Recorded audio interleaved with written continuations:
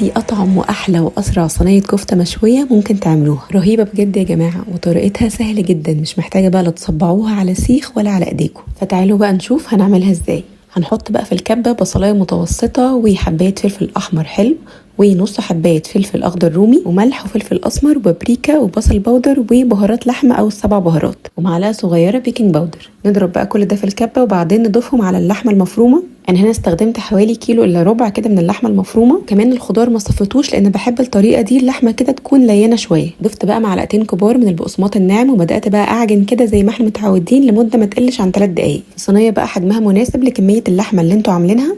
ندهنها بقى بشويه زيت ونفرد فيها الكفته بتاعتنا ونبدا نبططها بايدينا لحد ما تتفرد على حجم الصينيه كلها. وبعد ما فردناها بقى نبدا كده باي سكينه نقسمها بالشكل ده.